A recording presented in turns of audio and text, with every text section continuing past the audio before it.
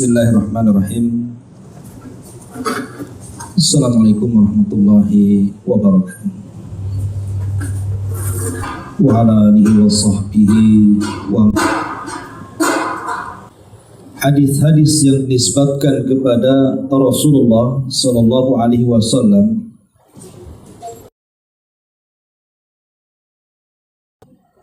hasan dan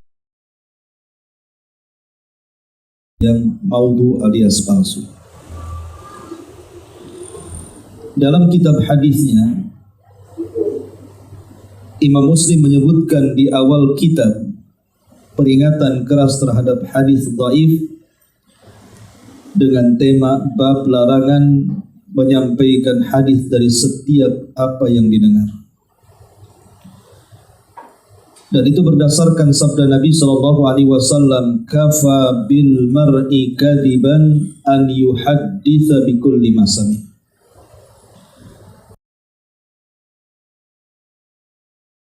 Jika ia menyampaikan hadis dari setiap apa yang ia dengar. Imam Nawawi dalam kitabnya Syarah Sahih Muslim menyebutkan bab larangan meriwayatkan dari orang-orang lemah. Berdasarkan sabda Rasul, sayakunu fi akhiriz zamani nasun min ummati yuhaddithunakum ma lam tasma'u an wa iyyakum. Kelak akan ada di akhir zaman sekelompok manusia dari umatku yang menceritakan hadis-hadis kepadamu apa yang tidak pernah kamu dengar, tidak juga nenek moyang kamu mendengarnya, maka waspadalah dan jauhilah mereka. Kemudian Imam Ibn Hibban dalam kitab sahihnya menyebutkan satu bab tentang peringatan terhadap orang-orang yang menisbatkan sesuatu kepada Nabi SAW sedangkan dia tidak mengetahui kebenarannya. Lalu beliau menyebutkan dasarnya, Nabi mengatakan man qala adahu minan nar. Barang siapa berbohong atas namaku dengan mengatakan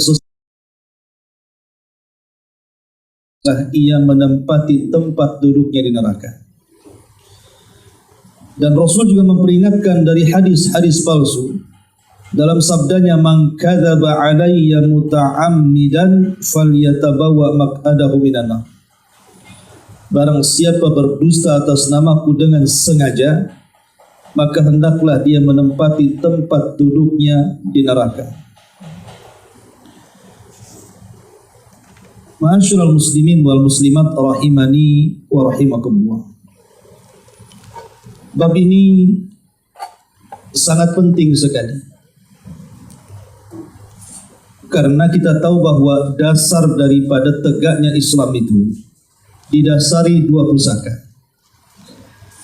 Pertama Al-Quran yang merupakan kalam Allah, dan yang kedua hadis-hadis Nabi SAW yang sahih. Dan dua-duanya adalah wahyu. Makanya Nabi SAW mengatakan, utitul kitab wa mithlahu ma'ah. Telah diberikan kepadaku Al-Quran dan yang semisal Al-Quran. Maksudnya hadis-hadis yang keluar dari lisan Nabi SAW yang sahih. Bahkan dua pusaka inilah yang membimbing kita sehingga kita selamat. Dalam Hajjatil Wada, Nabi SAW sampai mengatakan, taraktu fikum amrayn lan tadillu ma tamassaktum bihima, kitaballah wa sunnati. Aku tinggalkan kepada kalian dua pusaka. Kalau kalian memegangnya, kalian tidak mungkin tersesat selamanya. Kata Nabi SAW, yang pertama Al-Quran dan yang kedua sunnah-sunnah. Maksudnya hadis-hadis yang sahih. Dari sini kita tahu bahwa tegaknya Islam ini karena dua perkara, Al-Quran dan sunnah Nabi SAW. Kalau seandainya salah satunya kurang, maka tidak mungkin menegakkan Islam. Artinya kalau kita hanya memegang Al-Quran dan menyelisihi hadis-hadis Rasul atau membuang hadis-hadis Rasul, maka sama saja kita menghancurkan agama Islam. Kenapa? Karena kita tahu bahwa Quran itu sifatnya global, sementara yang memerinci itu adalah hadis-hadis. Contohnya ketika Allah Subhanahu wa taala memerintahkan kita untuk melaksanakan salat. Tidak ada rincian salat dalam Quran. Bagaimana takbiratul ihramnya, apa yang dibaca di dalamnya, bagaimana sifat berdiri, ruku, sujud sampai tasyahud akhir dan salam, itu semua rinciannya ada pada hadis Nabi sallallahu alaihi wasallam. Begitu juga contoh yang lain, zakat. Bagaimana kita mengetahui nisab dan haulnya kalau kita tidak membaca hadis Nabi sallallahu alaihi wasallam? Begitu juga puasa, begitu juga ibadah-ibadah yang lainnya. Tidak ada rincian yang merinci Al-Quran kecuali hadis Nabi sallallahu alaihi wasallam. Kita bisa bayangkan kalau seandainya yang merinci itu adalah hadis-hadis yang lemah atau yang palsu, maka ini sama dengan mentafsirkan Al-Quran bukan pada tempatnya, sehingga akan terjadi kepincangan di dalam mengamalkan Islam. Makanya hadis-hadis palsu ataupun hadis-hadis lemah yang tidak bisa dipakai itu memiliki dampak yang tidak baik dalam pengamalan Islam. Di antaranya yang pertama disebutkan oleh para ulama, al-qada'u ala khasiyati hadati, wa huwa annahu dinun mahfudun lam yatra alaihi tabdil wa takhrif. Kita tahu bahwa Islam ini agama yang terpelihara, agama yang terjaga. Tidak boleh di dalamnya ada at-tabdil, perubahan, ataupun at-takhrib, adanya penyelewengan atau penyimpangan. Kalau seandainya kemudian hadis-hadis maudhu atau hadis-hadis palsu dan lemah itu menjadi dasar, itu sama saja kita tidak menjaga agama ini. Berarti akan terjadi kerusakan di dalam ajarannya. Ini yang pertama. Yang kedua, hadis-hadis lemah yang tidak bisa diamalkan, atau hadis-hadis yang bahkan sampai ke taraf palsu, itu sama dengan membuka bawabatul bid'ahil kubra, pintu-pintu munculnya bid'ah-bid'ah besar. Jadi hadis-hadis maudhu ini kalau sampai tersebar di tengah masyarakat muslim, maka ini sama dengan membuka pintu-pintu bid'ah. Bukan bid'ah biasa, bahkan sampai bid'ah kubra, bid'ah besar. Sebagaimana dikatakan oleh Abul Fadl Al-Hamadani. Abul Fadl Al-Hamadani mengatakan, mubtadi'atul Islam wal wadi'una li ahadith asyad minal mulhidin.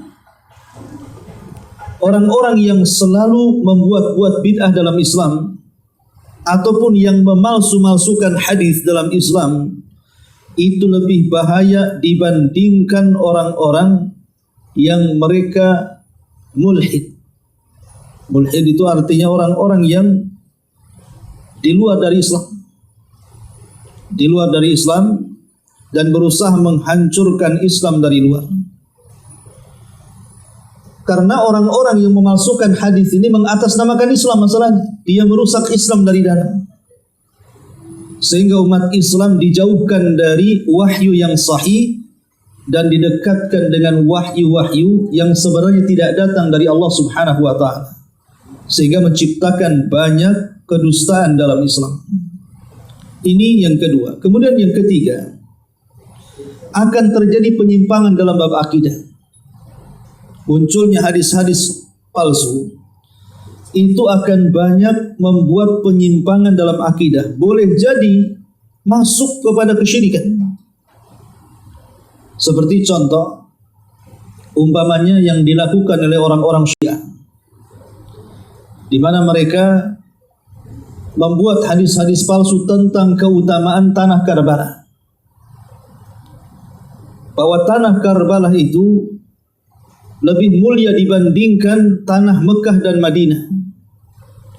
Bahkan kemudian membuat hadis-hadis maudhu, hadis-hadis palsu tentang keutamaan orang yang berziarah ke tanah Karbala itu sama dengan orang yang melaksanakan haji berlipat-lipat. Lah ini kan bisa merusak akidah, sehingga kita tidak yakin dengan dua tanah mulia yang jelas-jelas Nabi SAW menjelaskan bahwa Haramain itu hanya ada di Mekah dan Madinah. Itu karena hadis-hadis palsu yang dimunculkan oleh orang-orang Syiah. Bahkan lebih daripada itu akan merusak ibadah manusia.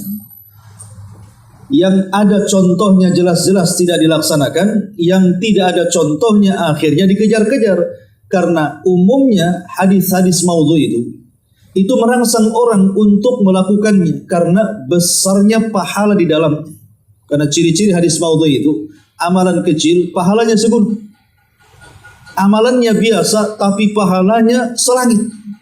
Sehingga orang kemudian terangsang untuk melakukan amal-amal ringan itu dan menjauhkan diri dari amal-amal yang jelas-jelas sahih dari Nabi sallallahu alaihi wasallam. Dari sini akan merusak ibadah. Ini juga yang keempat. Yang kelima, akan muncul permusuhan di tengah-tengah kaum muslimin. Di tengah-tengah kaum muslimin, ulama-ulama yang mereka memperjuangkan hadis-hadis yang sahih, kemudian mengingkari orang-orang yang menyebarkan hadis-hadis yang palsu ataupun maudhu. Dengan orang-orang yang mereka terlalu yakin bahwa hadis itu datang dari Nabi SAW, secara otomatis akan terjadi perselisihan di tengah kaum muslimin. Contohnya adalah perselisihan madhab. Perselisihan madhab. Ya. Sampai dalam sejarah dijelaskan, saking fanatiknya manusia dengan madhab masing-masing, tak jarang di antara mereka saling berperang.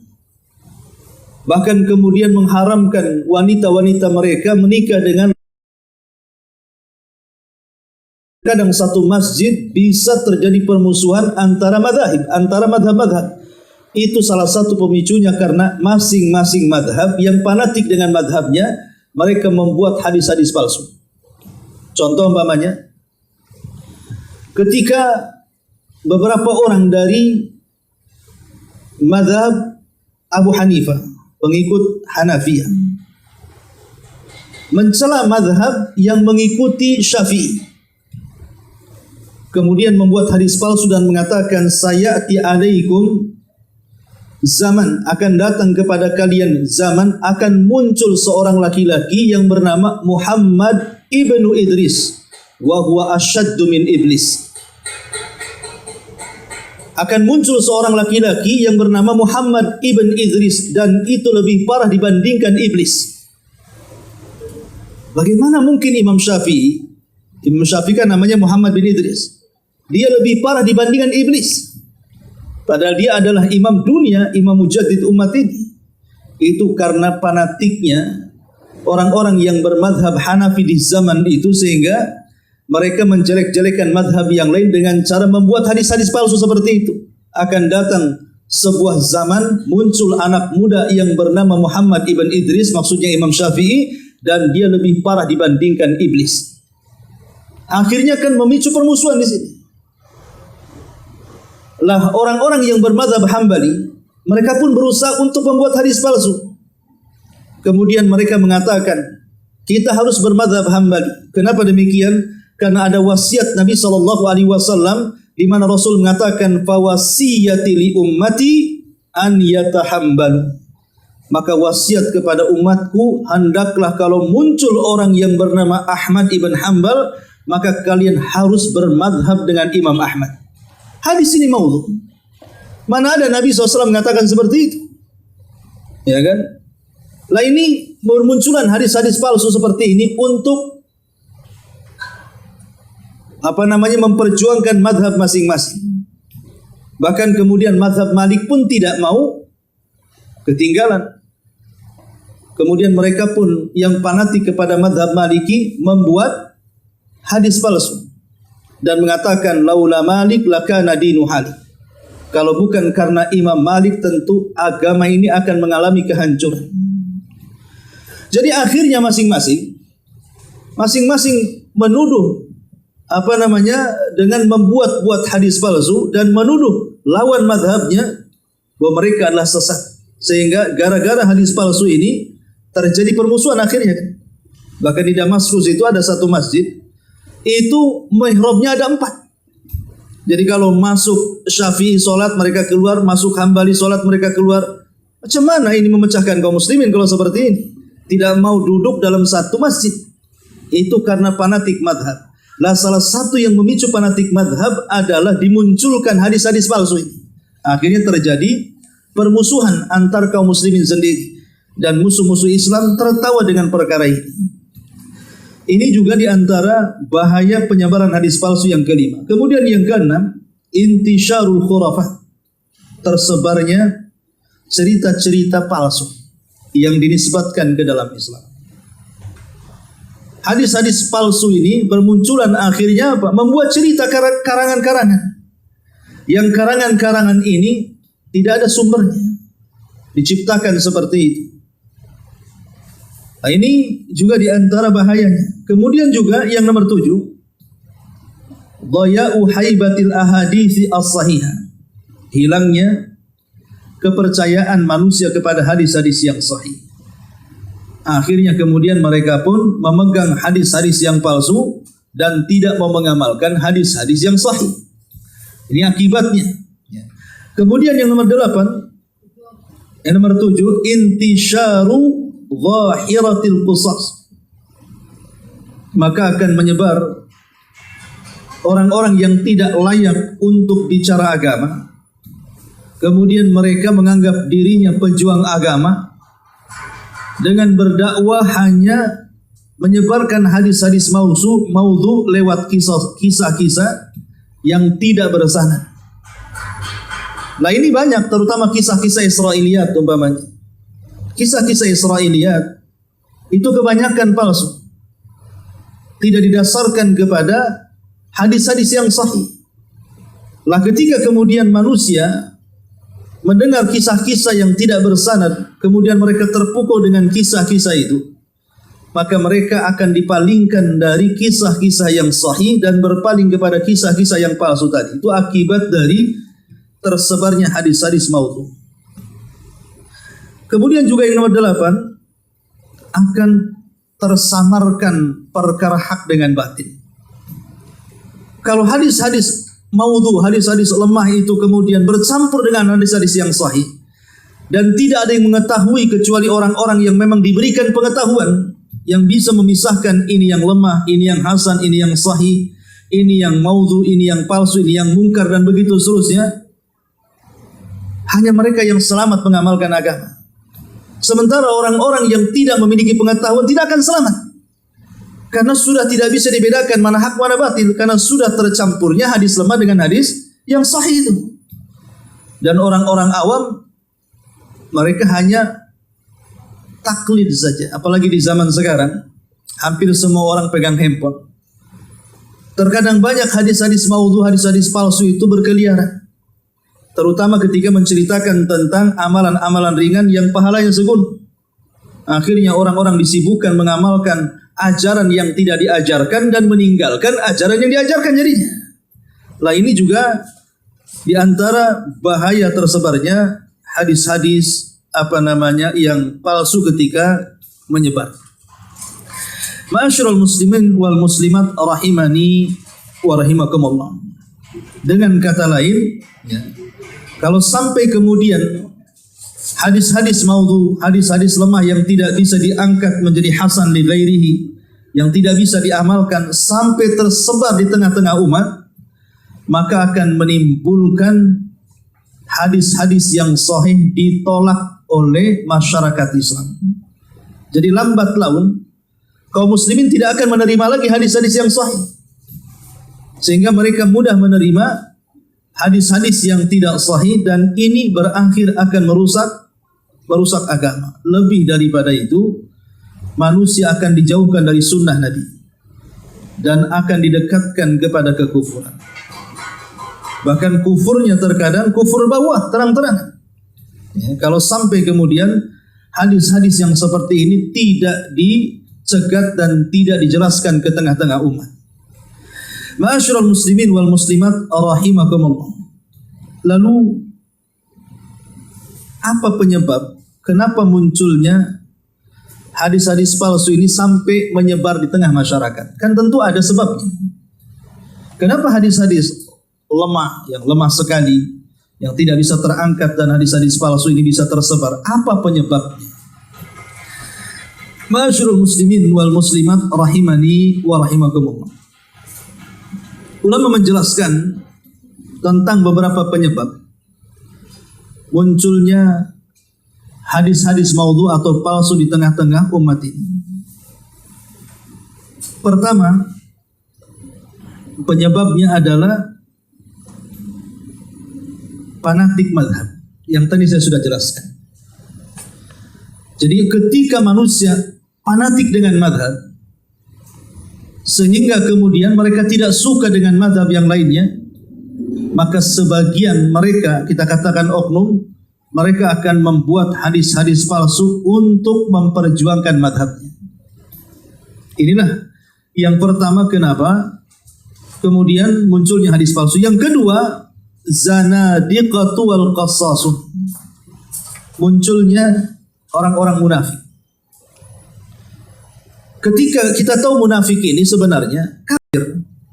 Maksudnya munafik keyakinannya, bukan munafik amal. Orang munafik ini orang kafir sebenarnya. Cuman bedanya kalau orang kafir itu di luar, kalau munafik itu di dalam, tapi sama-sama kafir. Jadi orang kafir asli merusak Islam dari luar, orang-orang munafik, orang kafir yang tinggal di dalam, dia merusak Islam dari dalam. Bagaimana caranya orang-orang munafik ini? Mereka merusak Islam dari dalam, menjauhkan kaum muslimin dari ajaran Islam yang sesungguhnya. Dengan cara apa? Membuat hadis-hadis palsu tadi, supaya manusia dijauhkan dari Islam, dari sunnah, dan mengikuti ajakan mereka. Ini alasan kedua. Jadi munculnya zanadiqah, zindik itu di atasnya munafik. Ketika mereka membuat hadis-hadis palsu itu dalam rangka menghancurkan Islam dari dalam. Ini alasan kedua kenapa muncul dan tersebarnya hadis-hadis palsu ini. Kemudian juga yang ketiga, alasannya adalah tujar al-hadis. Mereka orang-orang yang hendak menjual agama ini dengan apa? Dengan harga yang murah.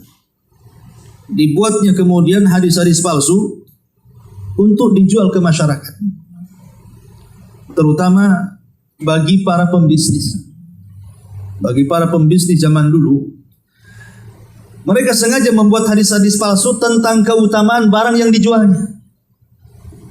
Umpamanya contoh, kita jualan singkong, maka dibuatlah hadis-hadis palsu tentang khasiat-khasiat singkong umpamanya. Akhirnya orang-orang ingin membeli karena ada keutamaannya. Atau umpamanya seseorang jual bawang, jual cabai, dia buat hadis palsu tuh tentang keutamaan bawang. Umpamanya bawang ini kalau dimakan bisa menyembuhkan orang mati. Itu contohnya ya gitu. Ya bisa saja orang kemudian membuat hadis-hadis palsu untuk melariskan dagangannya kan begitu. Ini terjadi di zaman dulu. Kalau di zaman sekarang pun tidak ya. Kalau di zaman dulu biasanya seperti itu. Mereka sengaja membuat hadis palsu itu hanya untuk menjual agama mereka dengan harga murah untuk kepentingan dunia mereka.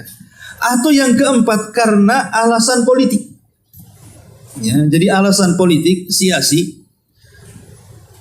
Maka itu juga menjadikan salah satu pemicu kenapa munculnya hadis-hadis lemah yang tidak terangkat dan hadis-hadis palsu yang menyebar karena alasan politik. Dan itu terjadi setelah kematian Utsman.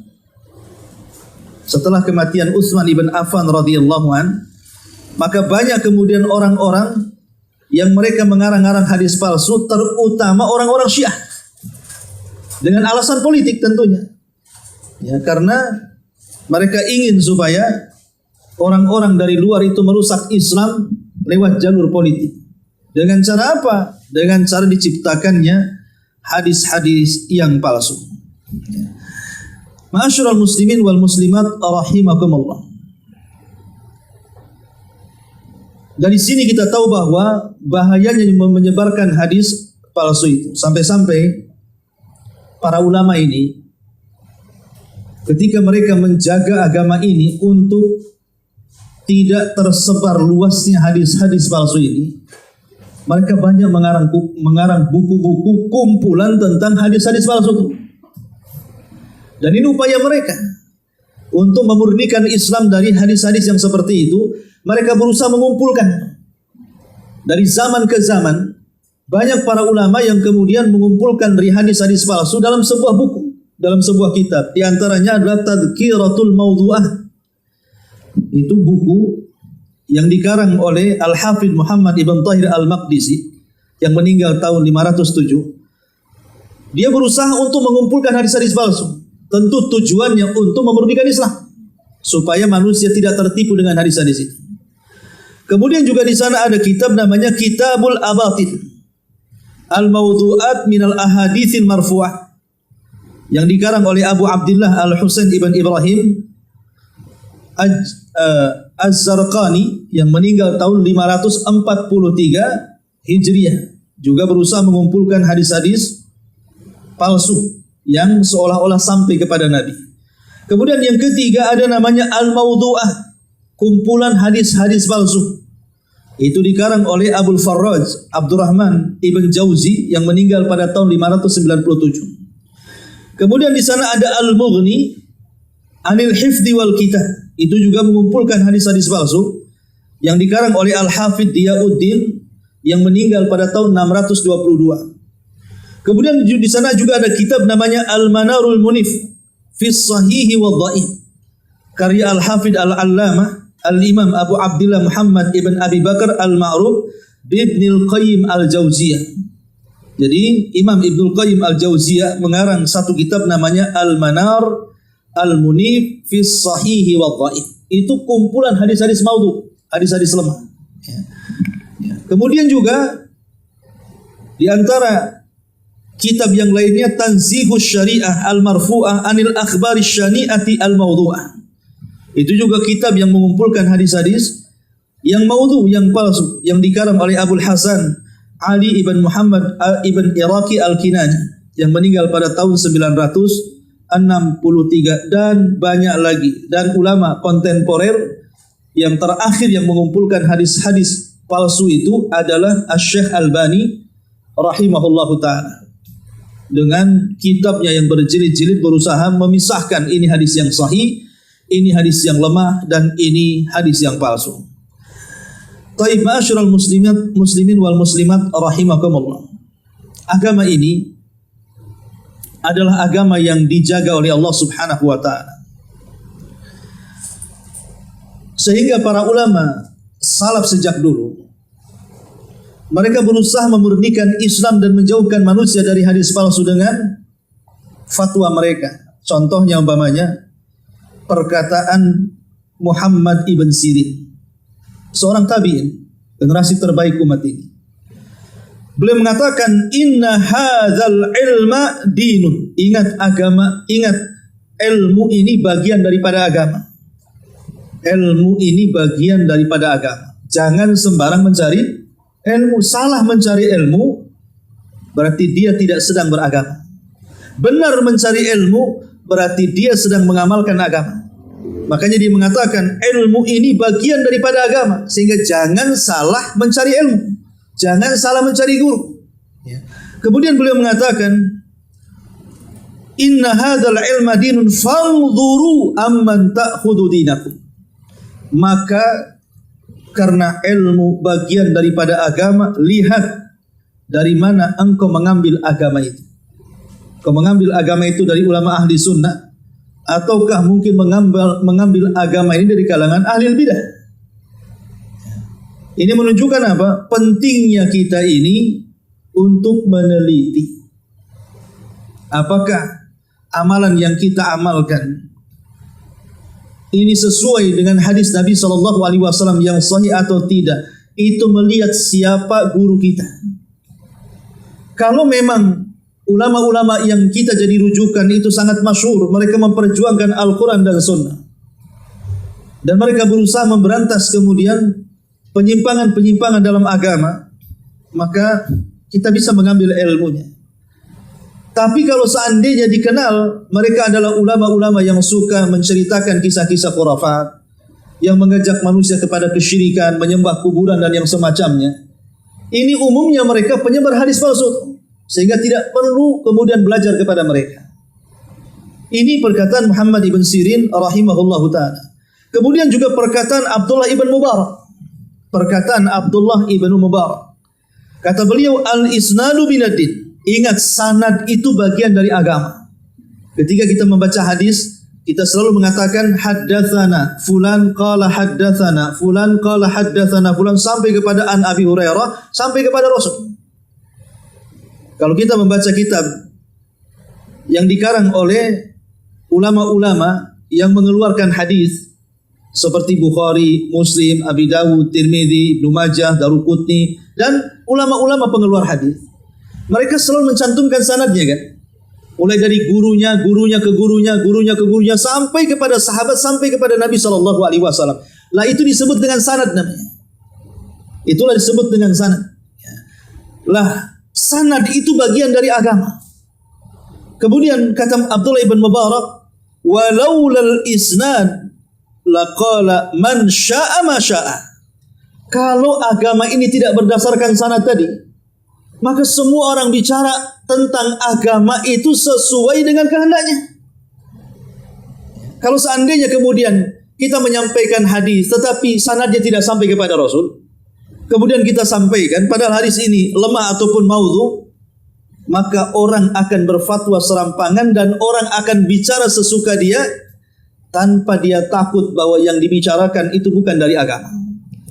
Makanya penting ahli sunnah wal jamaah ini melihat sanad dalam riwayat, dan para ulama ahli sunnah berusaha sudah membersihkan dan menjelaskan kepada umat ini tentang hadis ini sanadnya bermasalah karena di dalamnya ada orang yang tertuduh berdusta, umpamanya kan begitu, atau orangnya lemah atau mungkar dan begitu seterusnya. Nah, inilah diantara bagaimana para ulama itu, ulama salaf dulu sudah mentahdir sejak zaman dulu agar kita jangan menyentuh agama kecuali kalau jelas sanadnya. Kalau jelas sanadnya kita terima, kalau tidak jelas sanadnya tidak perlu diterima. Kemudian juga Abdullah ibn Mubarak, Muhammad ibn Sirin juga mengatakan, lam yakunu yas'aluna anil isnadi falamma waqa'atil fitnatu qalu sammu lana rijalakum fayunzaru ila ahli sunnati fayukhad hadithuhum wa yanzuru ila ahli bid'ah atau wa yunzaru ila ahli bid'ah fala yukhad hadithuhum. Dulu di zaman salaf, di zaman para tabi'in, ketika para sahabat Nabi SAW masih hidup, generasi kedua para tabi'in mereka mengambil hadis dari para sahabat, dan sahabat mengambil hadis dari Nabi. Para tabi'in ketika mereka mendapatkan hadis dari para sahabat, mereka tidak pernah bertanya soal apakah sahabat ini terpercaya, apakah sahabat ini berdusta, tidak ada. Saking yakinnya bahwa seluruh sahabat itu udul, saking yakinnya mereka bahwa sahabat itu semua terpercaya, mereka tidak pernah bertanya soal orang ini thiqah ataukah tidak, orang ini terpercaya atau pendusta. Mereka yakin tidak mungkin sahabat memalsukan hadis. Kenapa? Di zaman itu belum ada fitnah. Terjadi banyak fitnah, pembunuhan Utsman bin Affan, pembunuhan Ali, pembunuhan Umar sampai kepada Rasulullah. Seperti itu, sammulana rijalakum. Sebutkan rijal-rijal kalian, sanad-sanad kalian. Itu setelah terjadi fitnah. Kalau seandainya yang menyampaikan itu ahli sunnah wal jamaah. Fayunzur ila ahli sunnah. Mereka yang menyampaikan jelas sudah memasukkan hadis. Kalau hadis itu datang dari mereka, fala yu'khad hadithum, jangan diambil. Karena dipastikan boleh jadi mereka merangkai-rangkai hadis yang tidak sampai kepada Nabi sallallahu alaihi wasallam. Lihat kehati-hatian ulama dulu. Sampai mereka mengatakan seperti itu. Pokoknya setelah terjadi fitnah, banyak peperangan, kuasaan dan begitu seterusnya, orang kalau menjatuhkan seseorang pasti dia berani menipu. Kita lihat saja pemilihan wali kota Batam saja contohnya. Itu kan masing-masing tim sukses itu mereka pasti akan menyebarkan berita-berita hoax kan kepada lawan politiknya supaya yang diusungnya jalan, yang diusungnya jadi. Dan itu kita lihat dengan kedua mata kita di masyarakat seperti itu. Lah di zaman dulu juga sama kurang lebih. Ya, mereka menjatuhkan ini, mengangkat yang ini, mengangkat yang ini, menjatuhkan yang sana. Lah salah satunya apa? Yang mereka menasabkan kepada Rasul padahal tidak sampai kepada Rasul dengan mencantumkan para perawi pendusta, lemah dan yang semacamnya. Makanya Muhammad ibn Sirin sampai mengatakan ketika terjadi fitnah mulailah ulama hati-hati. Sehingga kalau ada riwayat sampai kepada mereka, mereka mengatakan sammu lana rijalakum. Mana sanadnya? Jangan asal menyampaikan hadis. Setelah kemudian disodorkan sanadnya, diteliti lagi sanadnya. Apakah orang ini terpercaya atau tidak? Apakah dia pendusta atau tidak? Muslimin wal muslimat rahimani wa rahimakumullah. Sebutkan beberapa hadis ya yang sudah menyebar di tengah-tengah umat, hadis-hadis palsu. Ikhtilafu ummati rahmatun. Perbedaan ini rahmat. Ya, kata Nabi SAW, ini bukan hadis la nafahu. Seandainya salah seorang di antara kamu mempercayai meski terhadap sebongkah batu, niscaya akan bermanfaat baginya. Nah, ini batu kita jual batu akik lah kan gitu. Gitu ya. Tapi kalau jual batu akik dia bilang ini untuk kekayaan kanan. Ya. Dia bilang nih kalau batu ini dipasang nanti usahamu akan lancar. Usahamu akan jaya, hidupmu akan senang. Dia aja sendiri yang jual batu akik susah. Ya. Nah ini hadis palsu begitu, kadang-kadang nggak masuk di akal. Kemudian juga di sini dan masih panjang lagi deretan hadis-hadis maudhu lainnya. Adapun hadis yang kini sibyanakum wa majaninakum, jauhilah masjid-masjid kamu dari anak-anak kecil dan orang-orang gila.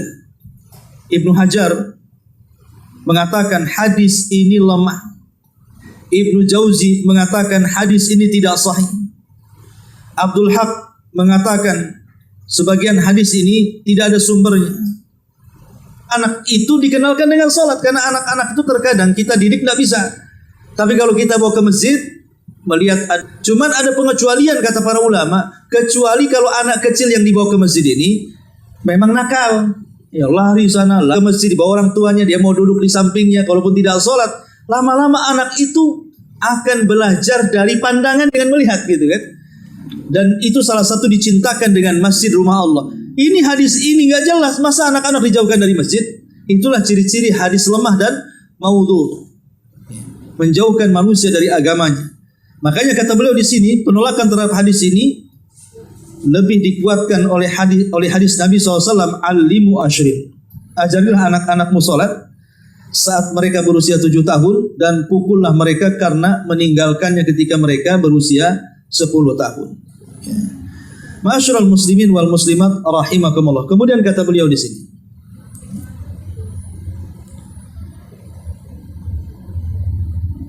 mengajar salat tersebut dilakukan di dalam masjid sebagaimana Rasul telah mengajar para sahabatnya. Rasul mengajar dari atas mimbar, sedangkan anak-anak ketika itu berada di masjid Nabi.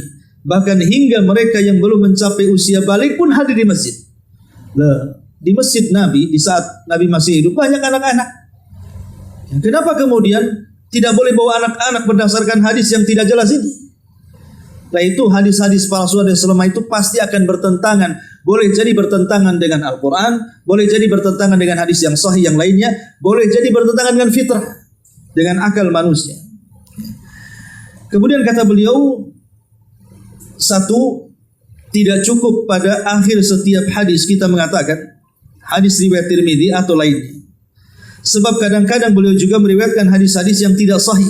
Karena itu kita harus menyebutkan derajat hadis sahih, hasan ataupun lemah. Adapun mengakhiri hadis, hal ini cukup karena hadis-hadis yang diriwayatkan oleh keduanya semuanya hadis-hadis sahih.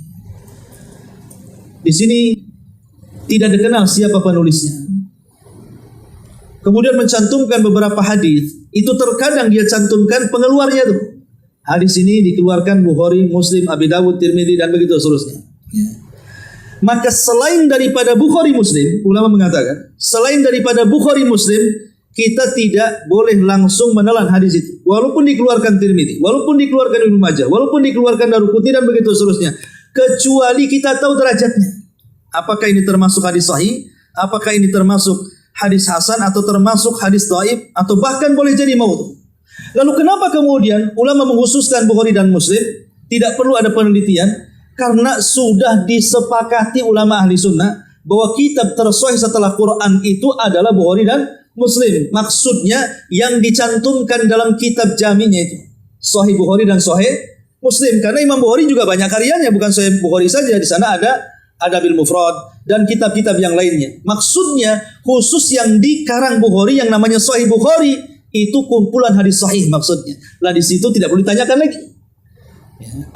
Ataupun Imam Muslim, karena ulama sudah sepakat bahwa itu dua kitab terus setelah Al-Quran, maka kita selaku orang awam, para tulaib al-ilmi, ya cukup kita terima bahwa riwayat Bukhari Muslim itu semua sahih dan semua sudah diteliti oleh para ulama. Tapi selain Bukhari dan Muslim, tidak ada jaminan. Sehingga jangan kita mudah tertipu. Oh ini kan ada hadisnya dikeluarkan Imam Tirmidzi, ada hadisnya dikeluarkan Imam Ibnu Majah. Maka kita tahu bahwa selain Bukhari dan Muslim itu masih banyak diteliti para ulama. Ya.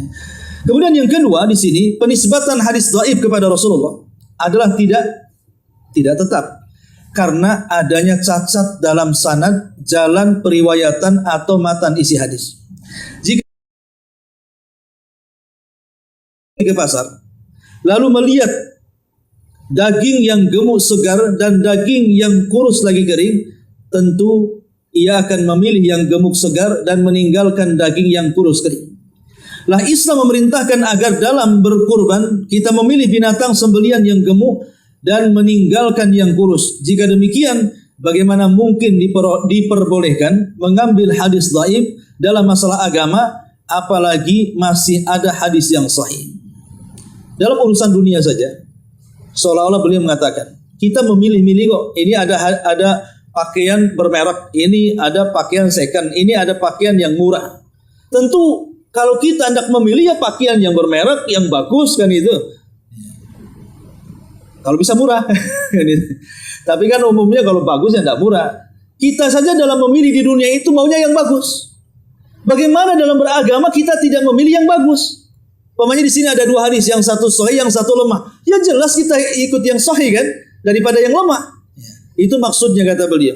Makanya pentingnya kita ini memilah-milih tentang mana hadis yang sahih dan yang tidak, supaya kita memilih yang baik dan meninggalkan yang tidak baik. Kemudian yang ketiga kata beliau, sebagian ulama kontemporer berpendapat hadis lemah itu boleh diambil dan diamalkan, tetapi harus memenuhi kriteria. Satu, hadis itu menyangkut masalah keutamaan amal. Dua, hendaklah hadis itu berada di bawah naungan hadis sahih. Tiga, hadis itu tidak terlalu lemah. Ya, saya contohkan begini. Yang keempat, hendaknya tidak meyakini ketika mengamalkannya bahwa hadis itu berasal dari Nabi Shallallahu Alaihi Wasallam. Saya contohkan, ini pendapat ulama kontemporer yang membolehkan seseorang itu mengamalkan hadis lemah, tapi dengan 4 syarat. Ini 4 syarat ini. Kata beliau pertama, hadisnya menyangkut keutamaan amal. Hanya untuk menjelaskan keutamaan amal. Umpamanya, barang siapa yang sholat duha, keutamaannya ini. Barang siapa yang sholat malam, keutamaannya itu. Barang siapa yang baca Quran, keutamaan ini. Jadi hadis lemah itu dipakai hanya dalam rangka menjelaskan tentang keutamaan amal. Ini syarat yang pertama. Yang kedua, hendaklah hadis itu berada di bawah naungan hadis sahih. Contoh umpamanya duha. Ada hadis yang sahih yang menjelaskan agar kita sholat duha. Ada hadis yang sahih yang menjelaskan kita untuk sholat malam. Kemudian ada hadis yang lain yang menjelaskan keutamaan duha, yang menjelaskan keutamaan sholat malam. Jadi seandainya kita mengamalkan dua ataupun mengamalkan sholat malam, sebenarnya sudah ada perintah untuk pengamalannya. Tidak berpatok kepada hadis yang menjelaskan keutamaannya. Bisa dipahami ya? Jadi di atasnya itu memang ada perintah yang sahih. Adapun yang menjelaskan keutamaan amal itu hanya sampingan dari hadis-hadis yang lemah. Ini yang kedua. Kemudian yang ketiga, kata pengarang di sini, hadis itu tidak terlalu lemah. Karena ada hadis-hadis yang walaupun dikumpulkan jalan-jalannya tidak bisa terangkat. Karena saking lemahnya. Jadi yang memungkinkan hadis lemah itu dipakai, kalau dengan banyaknya jalan, hadis itu terangkat dari dhaif kepada hasan li ghairihi. Dan ini dalam ilmu mustalah hadis seperti itu. Dan yang terakhir, kita tidak boleh meyakini ketika mengamalkan satu amalan, berkeyakinan kepada hadis yang menjelaskan keutamaan amal, tetapi kita harus berkeyakinan tentang yang menaungi amalan itu adalah hadis yang sahih. Ini diantara syarat hadis dhaif itu boleh dilemahkan. Kemudian beliau di sini mencontohkan hadis-hadis maudhu, banyak sekali, tentu tidak bisa jelaskan sore ini. Beliau menyebutkan beberapa contoh tentang, ada 14 contoh di sini tentang hadis-hadis lemah. Insya Allah kita sampaikan minggu depan atau pertemuan yang lainnya. Baik, sampai di sini saya kira cukup. Sebelum saya tutup, kalau ingin bertanya silakan. Ya, alhamdulillah. Kita sebagai orang awam tentu akan kesulitan ketika kita mendapatkan sebuah hadis yang dicatat dalam makalah tertentu, apalagi di situ yang mencatat Ustadz si Anu, walaupun nggak kenal, disandangkan kalimat Ustadz di situ. Sehingga terkadang kita kerepotan. Orang-orang awam terkadang kerepotan mana hadis yang lemah, maudhu dan yang sahih. Maka triknya supaya kita terhindar dari mengamalkan hadis-hadis palsu, pertama, ambil kitab yang jelas-jelas sahih. Pokoknya kalau kita ingin mempelajari hadis, ambil kitab yang jelas-jelas sahih. Bukhari Muslim, bapaknya kan, beli kitab itu. Karena kita sudah tidak lelah lagi untuk mencari-cari kitab yang bisa kita percaya bahwa hadis-hadisnya dari Nabi. Karena ulama sudah sepakat, Bukhari Muslim sahih. Ini yang pertama. Yang kedua, cari guru yang bisa kita jadikan sandaran untuk meminta fatwa atau untuk bertanya. Dan guru itu jelas-jelas dari kalangan ahli sunnah. Karena tidak mungkin guru-guru dari kalangan ahli sunnah berani mereka menyebar-nyebarkan hadis-hadis lemah apalagi palsu. Maka hati-hati, cari guru-guru yang jelas-jelas mereka memperjuangkan sunnah dari kalangan ahli sunnah wal jamaah. Jangan jadi guru sembarang. Coba sekarang di Indonesia ini macam-macam orang kan. Ada orang yang menyerukan ajaran sesat aja masih banyak murid-muridnya. Nah ini banyak di negeri kita ini. Asal nampak pakai sorban, nampak pakai jubah, kemudian sorbannya nyangsar ke tanah, di tangannya tidak lepas tasbih kan gitu ya. Wah ini mantap nih. Padahal dia tidak tahu agama terkadang. Nah ini dua cara ini mungkin yang bisa menyelamatkan kita. Cari kitab-kitab yang jelas-jelas sahih, kemudian cari guru yang bisa dipertanggungjawabkan. Dan itu tidak didapati kecuali dari orang-orang yang menasabkan kepada ahli sunnah wal jamaah yang jelas-jelas mereka memperjuangkan sunnah Nabi SAW. Kemudian yang ketiga, jangan langsung diamalkan kalau kita membaca hadis. ini sahih atau tidak, tapi tanyakan. Tapi yang jelas bahwa hadis maudhu ini bisa kita terawang dengan cara apa? Kalau umpamanya kita membaca ada satu amalan dijelaskan dalam hadis itu pahalanya besar sekali, nah ini perlu dicurigai ini. Kok amalan ringan kok pahalanya selangit nih, gimana ceritanya? Nah ini harus tanyakan kepada pakarnya, kepada orang alim atau ustadz yang memang mereka termasuk ustadz-ustadz ahli sunnah. Tanya kepada mereka, ini betul nggak hadis ini? Kok enak kali kan, amalannya kecil tapi pahalanya selangit. Karena itu ciri-ciri yang nampak tuh. Ciri-ciri hadis palsu itu yang nampak di sini. Yang paling tampak adalah amalan kecil tapi pahalanya besar. Ataupun hadisnya menyelisih Quran, menyelisih sunnah, menyelisih akal, menyelisih fitrah. Nah, ini perlu dicurigai. Sehingga harus ditanyakan kepada pakarnya. Ya, wallahu a'lam. Baik, sampai di sini saja. Ya, setengah 6. Mudah ada manfaatnya. Subhanallah bihamdika. Asyhadu an la ilaha illa anta astaghfiruka wa atubu ilaik. Allahu